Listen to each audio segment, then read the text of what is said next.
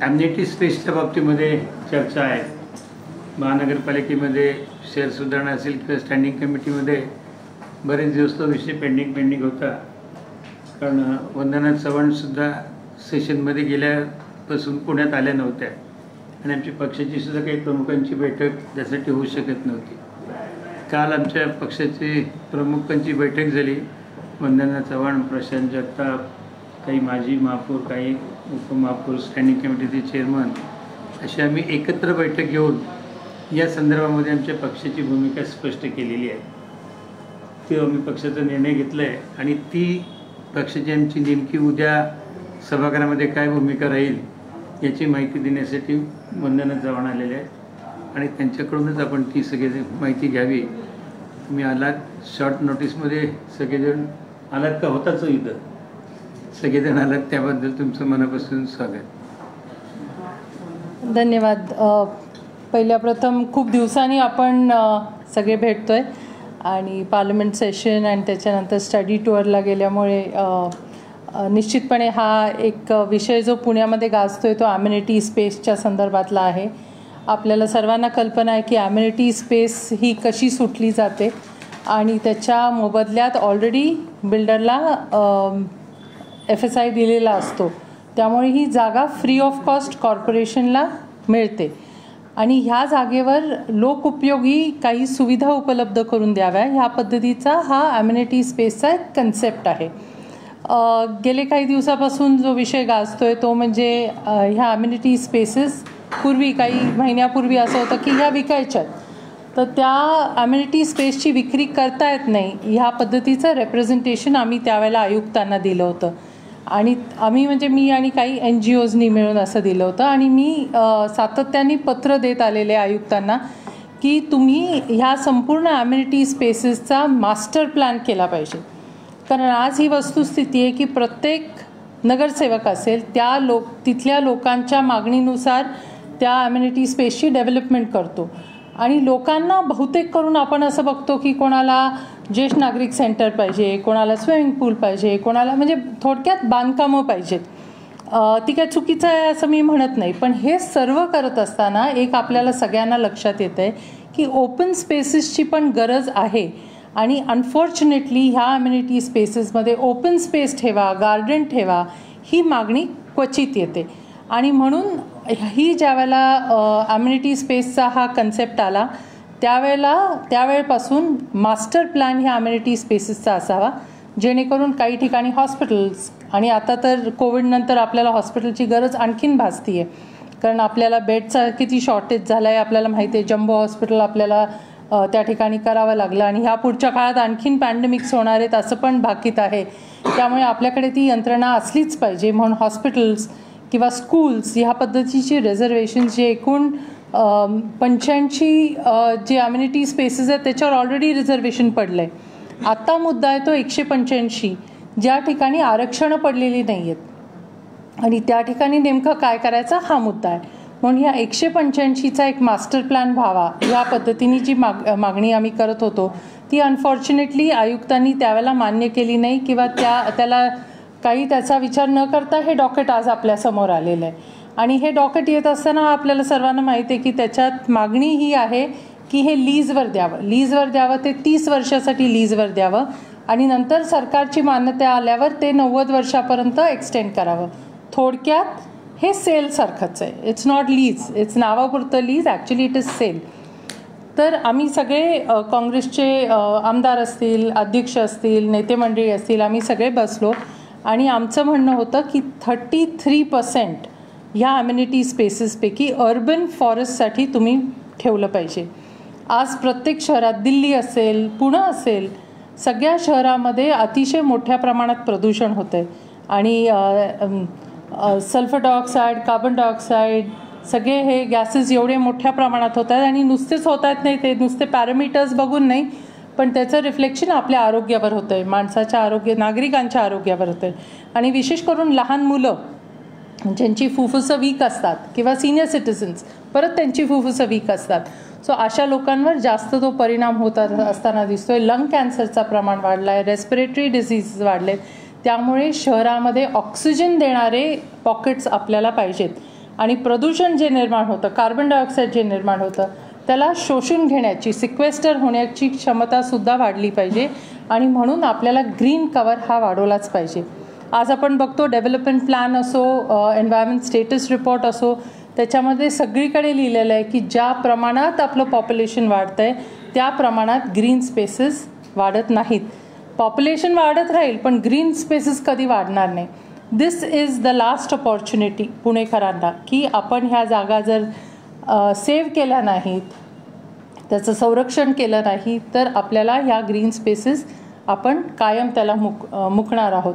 आणि म्हणून आपल्याला माहिती असेल की युनिफाईड DC रूल्स आलेत. त्या युनिफाईड DC रूल्समध्ये अम्युनिटी स्पेसचा कन्सेप्टच काढला आहे.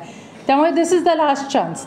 आणि म्हणून हे आल्यानंतर आम्ही गणेश बिडकरांचा मला फोन आला होता आणि मग मी त्यांना हे सांगितलं की तुमचा जो हे डॉकेट आहे ह्याच्यामध्ये तुम्ही एकतर संपूर्ण मास्टर प्लॅन करणं गरजेचं आहे. प्रत्येक प्लॉटला काय आरक्षण आहे हे कळलं पाहिजे. हे करत असताना 33% आरक्षणं ही अर्बन फॉरेस्टच ठेवली पाहिजेत. ह्या पद्धतीचा तुम्ही मास्टर प्लॅन करून हे डॉकेट पुन्हा पुढे आणा. पण त्यांनी असं सांगितलं की आपण एकत्र बसू आणि आपण उपसूचना त्याच्यामध्ये देऊ आणि त्याच्यामध्ये तुम्ही जसं म्हणताय तसं स्पेसिफिक प्रत्येक प्लॉटला आपण जिथं जिथं अर्बन फॉरेस्ट घालू शकू त्या ठिकाणी अर्बन फॉरेस्ट घालू. सो लकीली सगळ्या मागण्या त्यांनी आज तरी चर्चेत मान्य केलेल्या आहेत. तर 33% आम्ही सांगितलं आहे कंपल्सरी अर्बन फॉरेस्टसाठी रिझर्वेशन.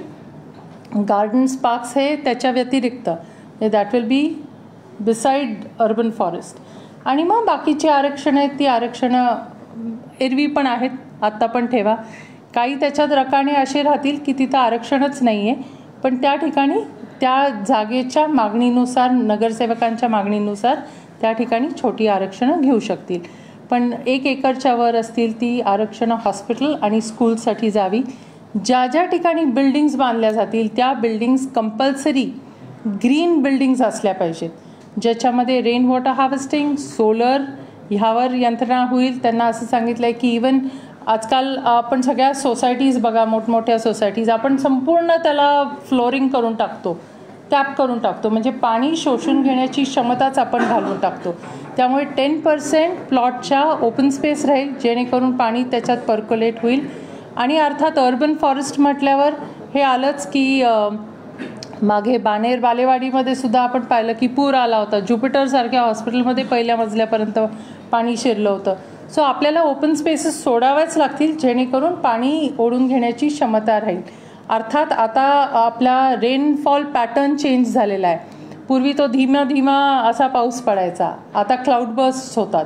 त्यामुळे पूर्वी जी क्षमता शोषून घेण्याची जमिनीची होती पाणी ती आता राहिलेली नाही आहे. धाड दिवशी पाऊस आला की ती शोषूण घेण्याची क्षमताच राहत नाही आणि आपल्याला फ्लड सिच्युएशन दिसतं. पुण्यातच नाही संपूर्ण भारतात आपण हे बघतोय. आणि हा क्लाउड बर्स्टचा पॅटर्नसुद्धा काही वर्षांनी वाढतच जाणार आहे. सो ह्याच्यासाठी सुद्धा एक अडॅप्टेशन मेजर म्हणून आपल्याला या ग्रीन स्पेसेस ठेवाव्याच लागतील, ओपन स्पेसेस ठेवाव्याच लागतील, अर्बन फॉरेस्ट ठेवावंच लागेल. ह्या पद्धतीची मागणी म्हणजे 2 बेसिक मागण्या. एक म्हणजे 33% कंपल्सरी अर्बन फॉरेस्ट म्हणून हे ठेवायचं. ते लीज करायची गरजच नाही, कोणी लीज म्हणून घेणारच नाही.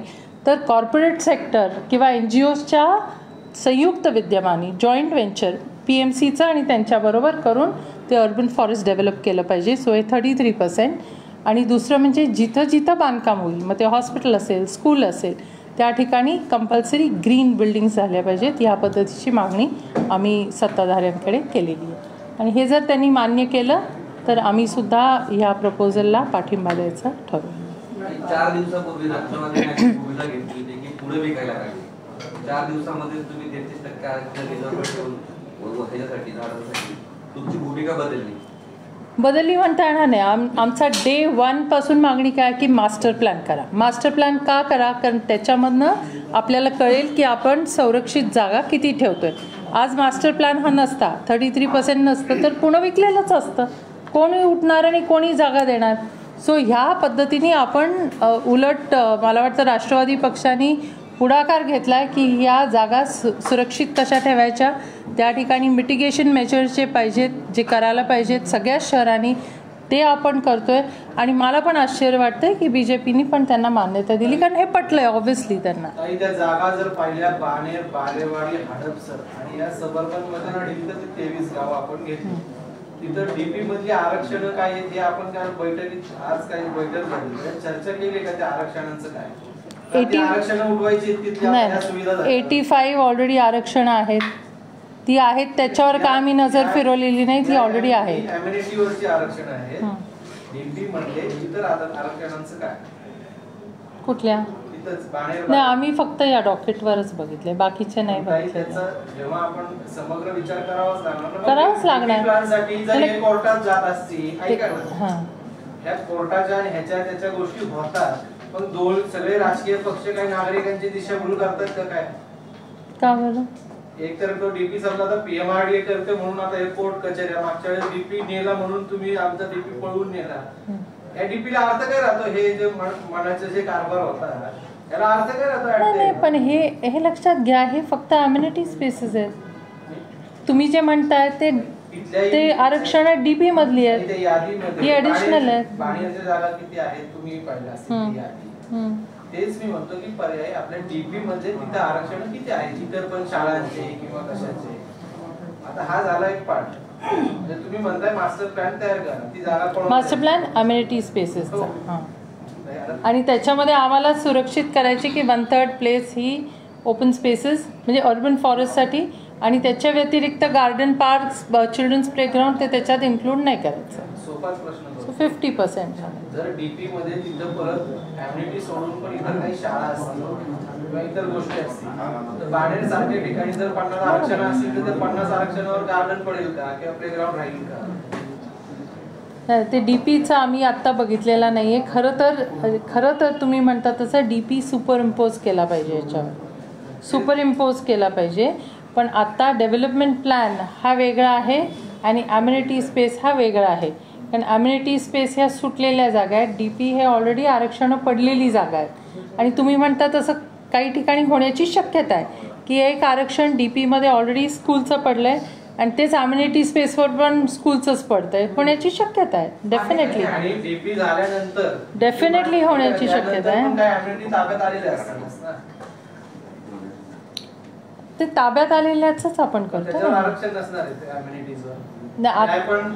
आता मी म्हटलं ते एरिया म्हणजे सिरियल नंबर वाईज नाही, एरिया वाईज 1/3 आपण घेतलं. दुसरं एक जर बालेवाडी इथून आपण तिथं MOD 4 FSI मिळणार आहे, डेन्सिटी वाढती आहे, तिथं हायराईज होणार आहे, तर तुम्ही या बाकीच्या सुविधा हायराईजच देणार का? म्हणजे तिथं 4 FSI मिळणार, समजा त्याच्यात काही 500 मीटर मध्ये शाळा असतील तर तिथे कुठल्या प्रकारचं शैक्षणिक संकुल होईल? ते सगळं तिथं मला वाटतं झाडच लावायला लागतील. तिथं बाणेरमध्ये पाणी पण झिरपत नाही खाली, पाण्याचं दुर्भिक्ष आहे. तिथलं एक साणिक नगरसेवक उच्च न्यायालयात दाद मागतो, तिथली बांधकामं बंद करा. अशा ठिकाणी तुम्ही म्हणजे आपण तर ग्लोबल वॉर्मिंगवर फार हे करताय, बोलतात, ते अभ्यास पण आहे. अशा परिस्थितीत बाणेर, बालेवाडी तिथं पाण्याचंच मुळात दुर्भिक्ष आहे, तिथं तुम्ही आणखी हॉस्पिटल्स किंवा याला बांधकामाला आपल्या जागांवर. बाणेरमध्ये 2 मोठे हॉस्पिटल्स आहेत आता आहेत ना, बरोबर. अशा परिस्थितीत परत तिथं गार्डन सगळी व्हावी, जी जे आरक्षण आहे ती त्याच पद्धतीची व्हावी असं वाटतं. ऑलरेडी तुम्ही पाहिले का ऑलरेडी स्मार्ट सिटीमध्ये जे प्लेस मेकिंगमध्ये गार्डन केलेत, आय डोंट नो किती जणांनी पाहिले. ते गार्डन म्हणजे बघितल्यावर खूप सुंदर वाटतं, पण कन्स्ट्रक्शनच 99% आहे. त्यामुळे गार्डनचा जो मूळ उद्देश होता की तुम्ही ओपन स्पेस ठेवायची आणि पाणी मुरायला जागा द्यायची आहे, तर ते साध्यच होत नाही आहे. सो जर ते गार्डनला गार्डन म्हणत असो तर इट्स नो गार्डन. तर इनफॅक्ट मी आज अधिकाऱ्यांशी पण बोलले, ते म्हणाले तुम्ही आयुक्तांना एक पत्र द्या की ह्यापुढे जे गार्डन्स डेव्हलप होतील त्याच्यामध्ये बांधकाम करायचं नाही, सिमेंटिंग करायचं नाही. मी तर एका अम्युनिटी स्पेसमध्ये माझ्याच घराच्या शेजारी अम्युनिटी स्पेस होती, मी दिल्लीहून आले पार्लमेंटनंतर, पाहिलं तर 90% सिमेंटिंग केलं होतं, काढून घेतलं सगळं ते सिमेंटिंग. आणि आज त्यात मिल्वॉकी पद्धत आहे फॉरेस्टची, खैरे साहेब आपले होते पूर्वीचे, त्यांना विचारून थिक फॉरेस्ट कसं डेव्हलप होईल त्या पद्धतीने तिथं छोटा प्लॉट आहे पण it will be the first urban forest की एक कळू तर दे की अर्बन फॉरेस्ट म्हणजे नेमकं काय असतं आणि कसं डेव्हलप करायचं असतं त्या पद्धतीने ह्या ठिकाणी राष्ट्रवादी काँग्रेसची ॲम्युनिटी स्पेस खाजगी विकसकांना डेव्हलप करायला देण्याबाबतची स्पष्ट भूमिका काय? फक्त 33% ॲम्युनिटी स्पेस घेतल्या तर त्या काय 55-60 होतील कारण 185च्या तुम्ही 33% बोलताय उरलेला काय ज्या 110-120 ॲम्युनिटी स्पेस राहतील त्यांच्या बाबतची राष्ट्रवादीची स्पष्ट भूमिका काय? ती खाजगी विकासकाला आता देण्याचं प्रपोजल ह्याच्यामध्ये आहे आणि त्याच्यामध्ये टेंडर पद्धतीने ते हायेस्ट H1लाच दिलं जाईल त्या पद्धतीने वी डोंट माइंड कारण एक लक्षात आलेलं आहे की आपले हॉस्पिटल्स घ्या जे महानगरपालिकेने बांधलेले आहेत तर राजीव गांधी हॉस्पिटल अनेक हॉस्पिटल जे बांधलेले आहेत एक मला वाटतं श्रीकांत पाटील यांनी बांधलेलं हॉस्पिटल सोडलं तर पूर्ण hospitals are in a bad shape ज्या पद्धतीने त्या चालवले गेले पाहिजे त्यांचं इन्फ्रास्ट्रक्चर पाहिजे किंवा मेंटेनन्स पाहिजे तो अनफॉर्च्युनेटली मिसिंग आहे एवढे कोट्यवधी रुपये आपण घालतो आणि त्याच्यामधनं आपल्याला जर ह्या पद्धतीचं सर्व्हिस मिळत असेल तर वी हॅव टू रिथिंक आणि ऑलरेडी म्युन्सिपल हॉस्पिटल्स आहेत and so these could be there आणि त्याच्यामध्ये सुद्धा आम्ही बिडकरांना सांगितलं आहे की त्याच्यात तुम्ही तरतूद करा की गरीब लोकांना सुद्धा तिथं ॲक्सेस कसा मिळेल ह्याच्यासाठी आम्हाला तुमची भूमिका रिझर्वेशनच्या ॲम्युनिटीच बोलतात त्या 85 ॲम्युनिटीज बद्दल तर आम्ही पण चर्चा केली नाही 85 नाही 185च बोलते मी 185 मध्ये ज्या ओपन ज्या कमर्शियल डेव्हलपमेंटला जाणार आहे त्याच्याबद्दल तुमची काय कमर्शियलला जाणार ते so we are okay with it आणि not only it is high 185 पैकी 33% कंपल्सरी अर्बन फॉरेस्ट ते urban forest will not be given to anybody म्हणजे सेल किंवा लीज नाही होणार तो जॉईंट व्हेंचर होणार म्हणजे निसर्गसेवक संस्थेनी कमिन्सच्या शेजारी स्मृतिवन डेव्हलप केलं होतं माहिती आहे तर त्या पद्धतीने NGOला तरी ते द्यायचं स्वयंसेवी संस्थेला किंवा कॉर्पोरेट सेक्टरला द्यायचं जे CSR फंडातून त्या ठिकाणी फॉरेस्ट डेव्हलप करतील 1/3 गॉन 1/3 बहुतेक मी कॅल्क्युलेट केलं नाही पण 1/3 बहुतेक असं होतं की गार्डन्स प्लेग्राऊंड्स चिल्ड्रन्स प्लेग्राऊंड्स या पद्धतीची आरक्षणं त्या 1/3 मध्ये येतील आणि remain 1/3 may be a little more than 1/3 ते हॉस्पिटल स्कूल्स ओटा मार्केट एटसेट्रा अनफॉर्च्युनेटली नाही येणार कारण युनिफाईड DC रूल्समध्ये नाही अलाउड तेवढे मोठे प्लॉट्सच नाही आहेत पण ते पण आम्ही नंतर चॅलेंज करणार आहोत आपल्याला पाहिजे त्या अम्युनिटीज तुमची आणि भाजपची भूमिका जवळपास सेमच दिसते मग तुम्ही 4 दिवसापूर्वी जे आरोप करत होता तर त्याच्यामध्ये कशी सेम झाली त्यांचा मास्टर प्लॅन होता का मला सांगा त्यांचा मास्टर प्लॅन होता का जी आमची मागणी काय होती आमची डे 1 पासून की मास्टर प्लॅन पाहिजे मास्टर प्लॅन का पाहिजे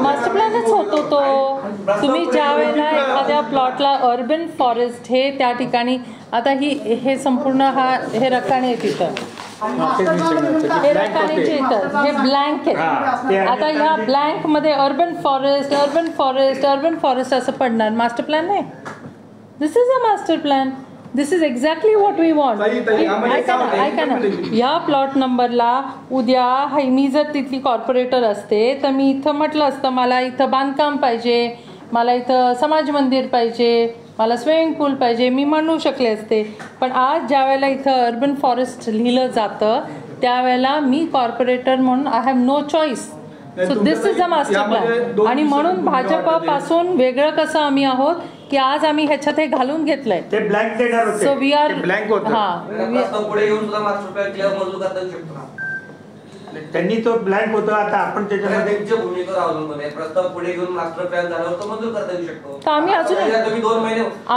आम्ही अजूनही म्हणतोय पुढे घ्या आम्ही अजूनही म्हणतोय म्हणजे तुम्ही म्हणता तसं शैलेंद्र काय म्हणतात तसंच आम्हाला पाहिजे की ते सुपर इम्पोज करून बघूया, कारण we have no time now. एका दिवसाचा time, how will we do it? We are doing the best possible. ते तयार नाही, ते तयार नाही आहे आणि ते मेजॉरिटीवर मारून नेणार आणि मेजॉरिटीवर मारून नेल्यावर हे असे ब्लँक राहणार. मग tell me what is the ते बघू ना आम्हाला काय करायचं. शासनाकडे जाऊन ते करण्यापेक्षा जर आपण इथे अमिकेबली आमच्या म्हणण्याप्रमाणे ब्लँक न करता करत असतील तुम्ही करतोय. आरोप होतोय कात्रज मेट्रो, स्वारगेट ते कात्रज मेट्रोसाठी आपल्या नेत्यांनी काहीतरी ते लवकर करा, आम्ही हे बघतो, असं काय झालंय? बिलकुल नाही. सेटलमेंटचा विषय का माझे कॉल लॉग रेकॉर्ड्स बघा, माझा आणि दादांचा फोन वगैरे झालाय का ते पण चेक करा. काही नाही, ते उलट दादांनी सांगितलं की थांबा तुम्ही सगळे डिस्कस करा. सेटलमेंट म्हणजे कोण? मग दादांनी ओके सांगितलं ना त्यांना द्यायला. मला वाटतं तुम्ही त्या दिवशी नव्हता, त्या बैठकीला होते. काय नक्की नगरसेवकांची भूमिका काय होती त्या बैठकीत अम्युनिटी स्पेस बद्दल? नाही, नगरसेवकांच्या बाबतीमध्ये नाही डिटेल त्या दिवशी काही चर्चा झाली. दिस इज अ फॅक्ट. कारण काय एक लक्षात घ्या म्हणून सांगितलं की तुम्ही सगळेजण एकत्र बसा आणि तुमचा जो निर्णय असेल.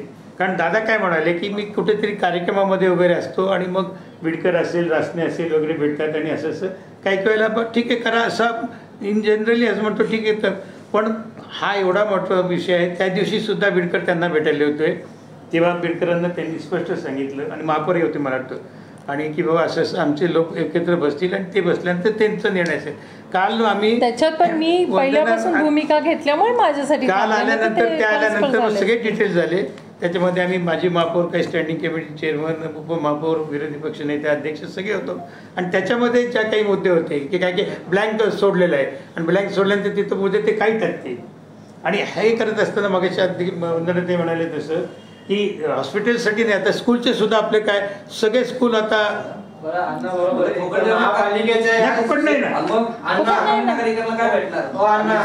आजही महापालिकेच्या आपण म्हणतो शाळांची दुरवस्था, विद्यार्थी येत नाही, खासगी विकासकांनी किंवा खासगी शाळेने चालवायला घेतले. माझं एक साधी त्याच्यात मागणी अशी आहे, मागणी म्हणण्यापेक्षा प्रश्न असा आहे, 8वी पर्यंत इंग्रजी माध्यमाची शाळा आपल्याच काळात सुरू झाली आहे. 8वी नंतर मुलांना शिक्षण मिळत नाही.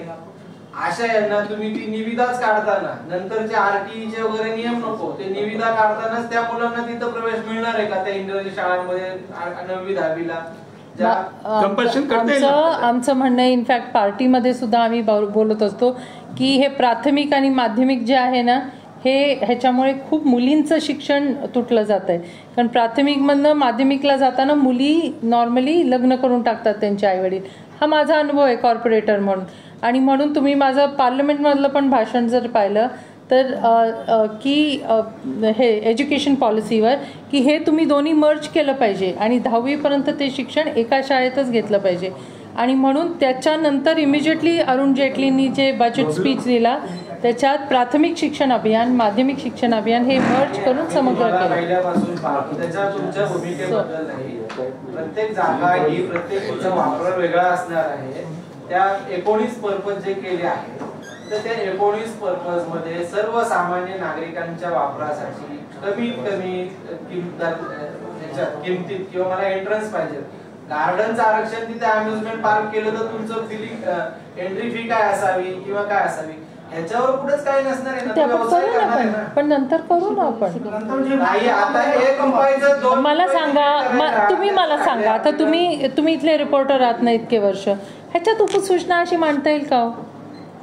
मला खूप वाटतंय इनफॅक्ट आज पण मी म्हटलं ह्याच्यात उपसूचना मांडूया की जे प्रायव्हेटाईज होतील स्कूल्स त्याच्यात इतके टक्के गरीब मुलांना द्या, हॉस्पिटल्स होतील इतके बेड्स ह्याला द्या. Can you put it in this budget? Can you put it in this? तरी पण ऐका, तरी पण घालणार आहे whether it is allowed or not allowed हे येणार आहे उपसूचना.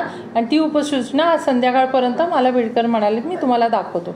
हॉस्पिटल्स आणि शाळांबद्दल जे सोशल जे आपल्याला काय म्हणायचं बॅलन्स साधायचं आहे ती उपसूचना ह्या डॉक्युमेंटमध्ये 100% येणार. फक्त म्हणजे मी त्यांना सांगितलंय हे केलं पाहिजे. नागरिकांना फॅसिलिटी मिळणार का? एम्स हॉस्पिटलचं उत्तम उदाहरण आपल्या पुढे आहे. एवढ्या लोकांची फसवणूक झाली, विशेष म्हणजे राष्ट्रपतीच्या काळात तो अग्रीमेंट झालेला आहे. मग असं असताना परत जर एवढी हॉस्पिटल होणार, शाळा होणार, तर लोकांना काय मिळणार याचं ठोस उत्तर कुठे पुणेकरांपुढे? म्हणून आमचं म्हणणं आहे त्याविषयी राष्ट्रपती वगैरे म्हणत होते ना की महापालिका विकायला काढली का, आता तीच भूमिका तुम्ही आलेला आहात. लोकांना कुठे काय मिळणार ह्याच्यामध्ये? मग तुम्ही काय सांगता, काय करायला पाहिजे? ह्याच्यामध्ये चर्चा नको का व्हायला? नाही पण नागरिकांना काय- तुमचं सोल्युशन सांगा मला. माझं असं म्हणणं आहे, ह्या जर जागा प्रायव्हेट हॉस्पिटल, प्रायव्हेट शाळा जाणार असतील, त्यात लोकांना काय मिळणार ह्याचं आधी स्पष्ट झालं पाहिजे. जागा घ्यायला होणार लोकांना काय मिळणार? होणार नाही. येणार. तुम्ही वारंवार मागणी करून आम्ही मग आधी मी सांगते ना चर्चा झाली आहे. त्यांना हे सुद्धा सांगितलंय तुम्ही आम्हाला फॉर्म्युला सांगा की हॉस्पिटल्समध्ये गरीब लोकांसाठी, आणि मी तर म्हणेन नुसतं गरीब नाही, मध्यमवर्गीयांसाठी सुद्धा, कारण आता मध्यमवर्गीयाला सुद्धा आरोग्य सुविधा ह्या परवडत नाहीत. त्यामुळे त्यांना तुम्ही कसं ह्याच्यात अकॉमोडेट करणार? स्कूल्समध्ये सुद्धा गरीब आणि मध्यमवर्गीयांना तुम्ही कसं अकॉमोडेट करणार ह्याच्यावर तुम्ही प्रपोजल द्या.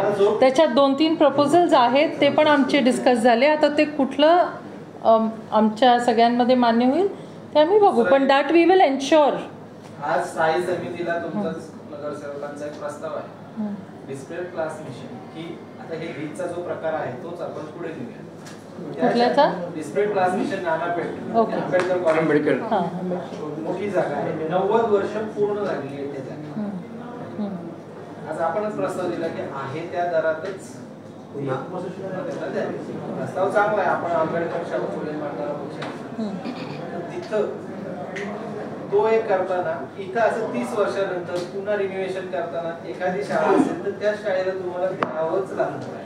30 शाळा तुम्हाला बंद करता येणार नाही. काळजी 30 वर्षावर कोणीच घेणार नाही, मी सांगते तुम्हाला. आत्ता हे प्रपोजल आहे ना, म्हणून आता ते लगेच होणार नाहीये, म्हणून आपण तेच देतोय असं आहे. आणि ते शासनाने त्याला मान्यता दिल्याशिवाय 90 वर्ष होऊ शकत नाही. त्यामुळे ही जी भीती आपल्याला की लगेच उद्या होईल असं नाही होणार आहे. ते जरी हे करतायत ना तरी पण आय हॅव माय फिअर्स की हे कितपत होणार. किंवा निश्चित आहे तशी चर्चा आहे. कोणाकोणाच्या कोणाला द्यायचं अशी आमचा काही संबंध नाही.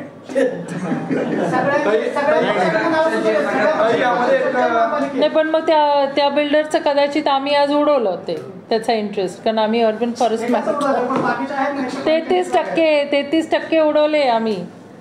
जर इंटरेस्ट असेल तर आम्ही 33% जागा, तुम्ही म्हणता बिल्डरचा इंटरेस्ट आहे, आम्ही उडवल्या त्या. मग आम्ही चांगलं केलं का वाईट केलं? उद्या मेट्रो किंवा अशा प्रकल्पांना जर भूसंपादन करायची गरज असली तर हे 33% मध्ये आपण कापून परत देऊ शकतो का? म्हणजे आयडियली युनिफाईड सिव्हिल आता जे DC रूल्स आहेत ना ते त्यातली तरतूद नाही, पूर्वीची अम्युनिटी स्पेसची तरतूद चालू ठेवली पाहिजे, आणि तसं प्रपोजल आम्ही स्टेट गव्हर्नमेंटला देणार. पण ते धोरण म्हणून ते म्हणतात युनिफाईड DC रूल्स केलेत, आता नाही करू शकत. नाही पण आम्ही परत जाऊ, आम्ही कोर्टात जाऊ. तो मूळ जो उद्देश आहे अर्बन फॉरेस्ट अम्युनिटी स्पेसवर करायचा, हा मुळात अम्युनिटी स्पेसचा उद्देशाने अर्बन फॉरेस्ट मध्ये येतो. ऑफकोर्स तुम्ही उलट गार्डन हे कॉन्स्टिट्यूशन ऑफ इंडियामध्ये कुठंच लिहिलेलं नाही आहे. तुम्ही इंडियन कॉन्स्टिट्यूशनमधली 74th अमेंडमेंट जी झाली त्याच्यामुळे सगळ्या स्थानिक स्वराज्य संस्थांना अधिकार मिळाले, त्याच्यामध्ये 12वा शेड्यूल आहे कॉन्स्टिट्यूशनमध्ये. आणि नाही 92 मध्ये, तर त्या 12व्या शेड्यूलमध्ये 8 नंबरच्या पॉईंटला urban forest is to be developed हे नव्याने जबाबदारी टाकण्यात आली. सो अनफॉर्च्युनेटली कोणी त्याच्याबद्दल बोलत नाही, ही शोकांतिका आहे. उलट भाजपकडे असं सांगण्यात आलं होतं की आम्ही राष्ट्रवादीची मनधरणी करून आमचे मनधरणीचा काय संबंध नाही हो, आपल्याला शहराचं हित बघायचंय असं इव्हन दादांनी सांगितलं. आणि जर आम्ही तुम्ही आता राष्ट्रवादी तुम्हाला भाजपला पाठिंबा देते पण अजून ते पाठिंबा आहे कंडिशनल 33%चा. काही पुण्यातल्या 8 स्वयंसेवी संस्था कुठल्याही पक्षाकडे मागणी न करता, कारण का ह्या सर्व पक्ष उद्या आत्महनी करतील म्हणून उच्च न्यायालयात गेले. ती जनहित याचिका न्यायालयाने दाखल करून घेतली 30 तारखेला त्याच्यावर हिअरिंग. तो पण तुम्ही थांबू शकत नाही काय जेव्हा तुम्ही ते सत्ताधाऱ्यांनी करायचं ना. मग तुम्ही त्याचं ऐकता. आणि महत्वाची गोष्ट यामध्ये की व्हेरी ऑनेस्टली आता हे चालू आहे म्हणून मी बोलू शकत नाही, पण माझं पण त्यांच्याशी कालच बोलणं झालं की असं आम्ही स्टँड घेतोय, मला वाटतं हा फिट आहे. तुम्ही you continue with your petition, तुम्ही कंटिन्यू करा. जर उद्या हायकोर्टाने धरलं की नाही तुम्हाला अशी विकताच येत नाही तर वेलकमच आहे, who does no want it. पण इफ उद्या हायकोर्टाने असं म्हटलं की नाही नाशिक, नागपूर, PMRDA ह्याच्यामध्ये सगळ्या ॲम्युनिटी स्पेसेस विकत आहेत, त्यामुळे पुणे काय वेगळं, असं जर उद्या स्टँड हायकोर्टाने घेतला तर प्लॅन बी नको का? प्लॅन बी. तुम्ही म्हणतात की मास्टर प्लॅन करण्याबाबत आम्ही वारंवार मागणी केली ॲम्युनिटी स्पेस बाबत. इतके वर्ष तुम्ही मागणी करताय, त्याला प्रशासनाने दाद दिली नाही, काही केलं नाही, आहे तसंच डॉक्युमेंट समोर ठेवले आणि सत्ताधारी एका दिवसात तुमचं ऐकतात तसं. त्यांना पटलं. मी म्हटलं आपली मुलं आणि आपली नातवंड, दिस इज व्हॉट आय सेड, ते डोळ्यासमोर ठेवा. बऱ्याच संस्थांनी काँग्रेस राष्ट्रवादीच्या काळामध्ये लॉंग लीजवर घेतलेल्या मिळकतींची मोठी थकबाकी आहे. केवळ ते वाचवायला राष्ट्रवादी स्टँड बदलते अशी कुजबूज दुपारपासून सुरू झाली. मला खरंच दुसरी बाजू काही माहित नाहीये. ही सरळ बाजू आहे. आपल्या पुढच्या पिढीला आपण काय देणं लागतं की नाही, हा मुद्दा आहे आणि त्या बेसिसवर आम्ही हा निर्णय घेतला. स्टँडिंग मध्ये आम्ही चेअरमनला ती यादी मागितली, ती देणार होते, नेमकी काल झाली नाही. म्हणजे त्यांचा उद्देश तोच आहे की बऱ्याच जागा यापूर्वीच्या राज्यकर्त्यांनी बळकवल्या, केवळ त्या धमकीपोटी आता राष्ट्रवादी शरण येते का काय? मला काही 1 मिनिट, त्या फक्त राष्ट्रवादीचेच आहेत का? तुम्ही राष्ट्रवादी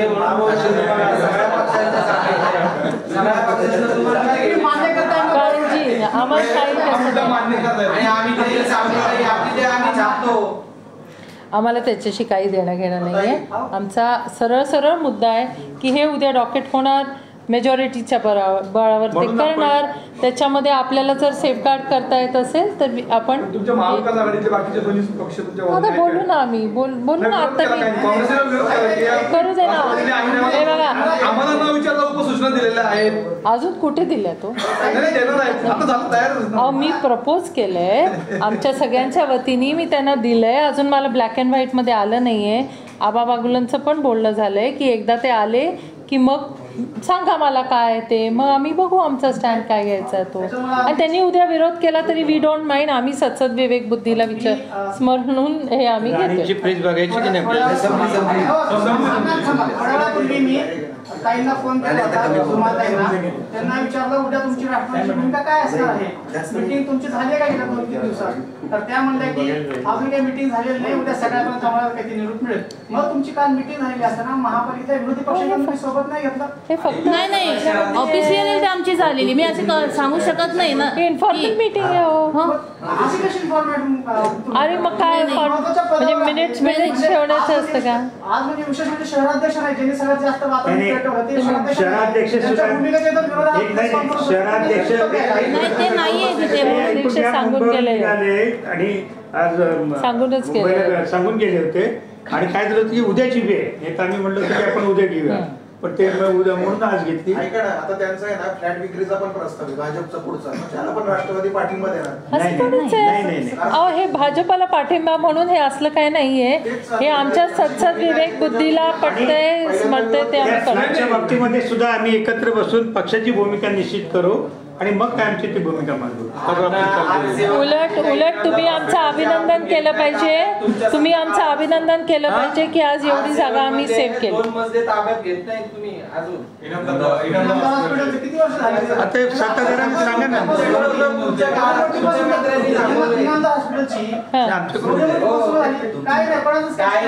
डायरी काढा बरं, कुणी थांबवलंय?